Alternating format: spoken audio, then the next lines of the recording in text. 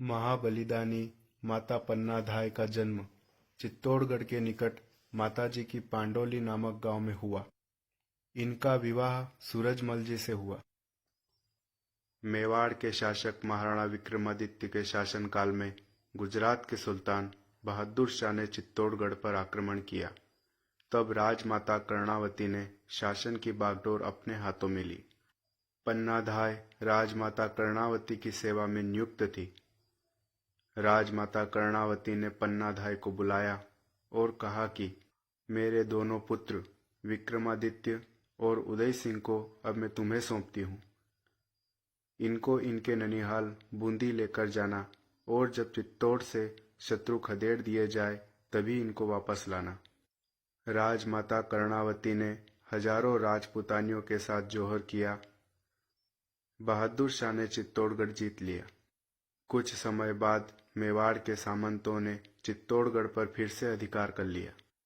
महाराणा सांगा के बड़े भाई उड़न पृथ्वीराज की दासी पुतल दे से उनका एक बेटा हुआ जिसका नाम बनवीर था। महाराणा सांगा ने बनवीर का खराब स्वभाव देखते हुए उसे मेवाड़ से निकाल दिया था। मौका देखकर बनवीर फिर मेवाड़ आया। बनवीर ने चित्तौड़ के कई खास सरदारों को अपनी तरफ मिलाया और तलवार से महाराणा विक्रमादित्य की हत्या कर दी। फिर बनवीर ने कुंवर उदय सिंह को मारने के लिए उनके कक्ष में प्रवेश किया।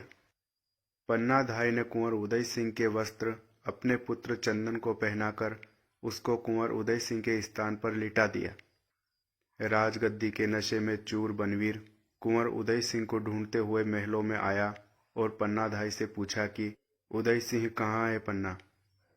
आज मेवाड़ की राजगद्दी और मेरे बीच आने वाले उस आखिरी कांटे को भी निकाल फेंकने आया हूँ।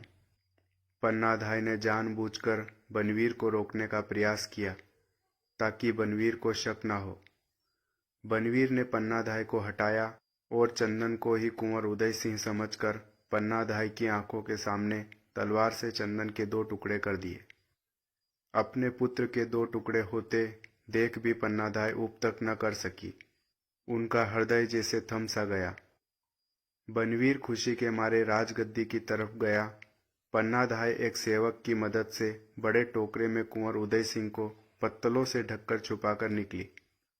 बहुत से लोग अज्ञानवश इस समय कुंवर उदय सिंह को एक दूध मुहा बालक बताते हैं, जबकि वास्तविकता में कुंवर उदय सिंह की आयु 13-14 वर्ष थी। पन्नाधाय नदी के किनारे पहुंची और यहीं अपने पुत्र चंदन का अंतिम संस्कार किया। लेकिन पन्नाधाय यहाँ नहीं रुकी, क्योंकि अभी कुंवर उदय सिंह के प्राणों का संकट टला नहीं था। पुत्र की चिता की राख अभी ठंडी भी नहीं हुई थी कि पन्नाधाय अपने पति सूरजमल के साथ कुंवर उदय सिंह को लेकर देवलिया पहुंची। देवलिया के रावत राय सिंह सिसोदिया ने इनकी बड़ी खातिरदारी की, पर जब पन्नाधाय ने कुंवर उदय सिंह को देवलिया में शरण देने की बात कही तो रावत राय सिंह ने बनवीर के भय से ये काम नहीं किया। रावत राय सिंह ने पन्नाधाय को एक घोड़ा देकर विदा किया। पन्नाधाय कुंवर उदय सिंह को लेकर डूंगरपुर पहुंची। डूंगरपुर के रावल आसकरण ने भी बनवीर के डर से उन्हें शरण नहीं दी। रावल आसकरण ने उन्हें खर्च व सवारी देकर विदा किया। आखिरकार पन्नाधाय कुंभलगढ़ पहुंची, जहां उन्हें शरण मिली।